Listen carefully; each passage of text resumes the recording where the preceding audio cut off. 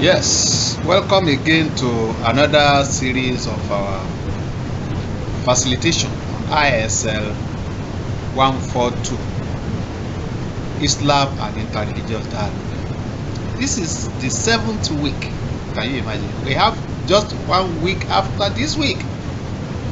We will be coming to the end of facilitation exercise for this session.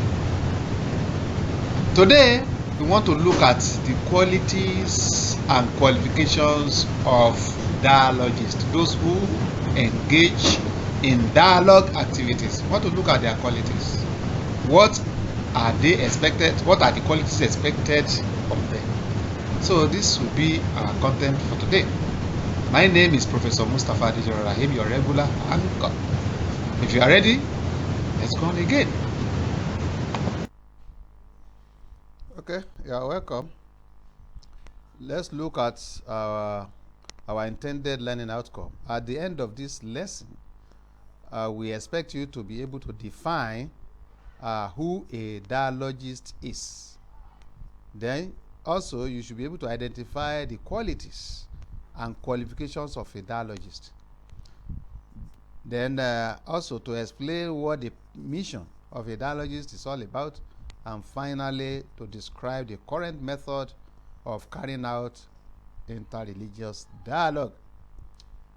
Description of an interreligious dialogist now. An interreligious dialogist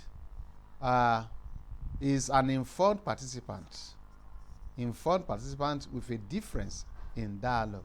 He must be informed. He is a participant in a dialogue that revolves around religion. When we talk of interreligious dialogue, so that is his focus, his area of dialogue should be based on religious matters. Then the dialogist in this context is either an imam, a pastor, a theologist, or any stakeholder in matters of religion. He is more than an individual with an individual or personal agenda. No, it's not just any individual. It has to be a specialist in religious matters. So he is in a team of fellow dialogists who will join him to present the same argument and represent the same school of thought. So, it's dialogue, interreligious dialogue is dialogue between people of different religions. So, let's look at some of the qualifications and qualities expected to be found in a dialogist, especially the interreligious dialogist. A dialogist must possess both academic and professional qualifications. Academically, he has to be very sound, and he has to be professional in matters of religion. Then, by academic qualifications, we refer to qualifications that give him general knowledge, like having secondary school certificate or tertiary education certificate, degree or diplomas.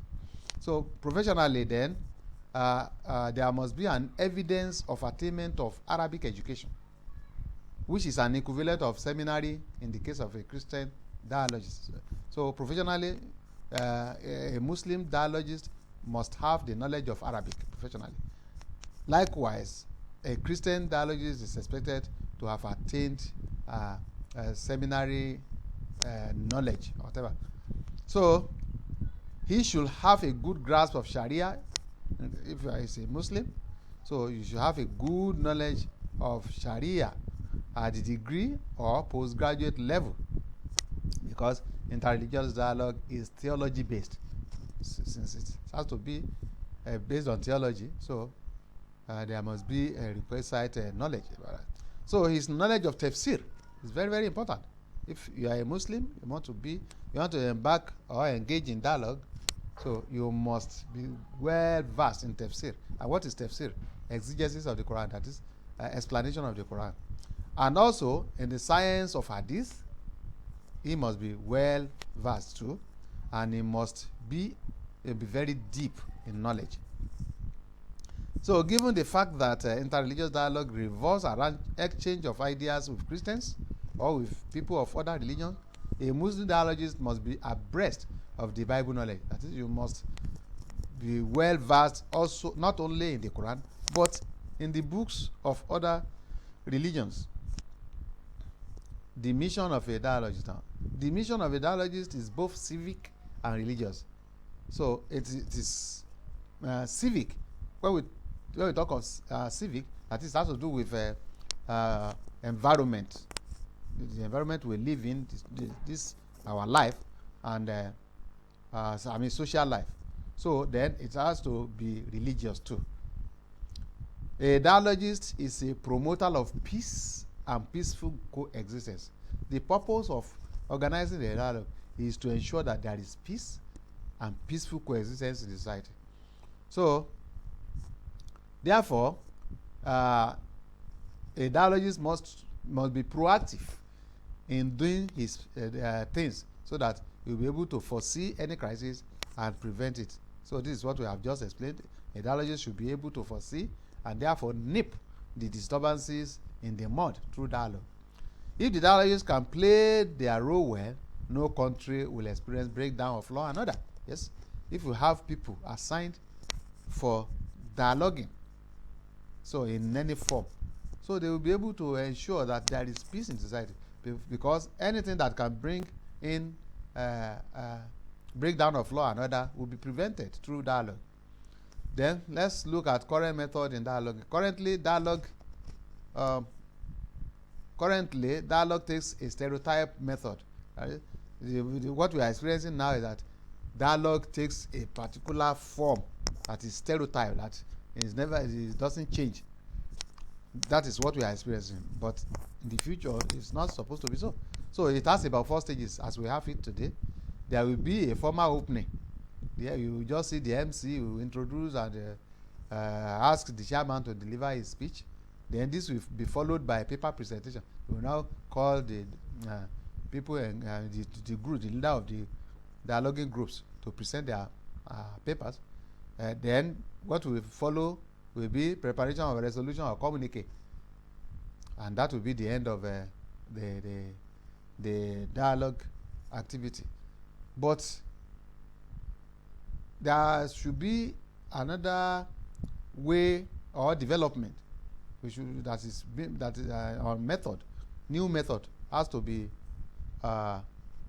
adopted. So the proposed method is premised on 2 considerations now.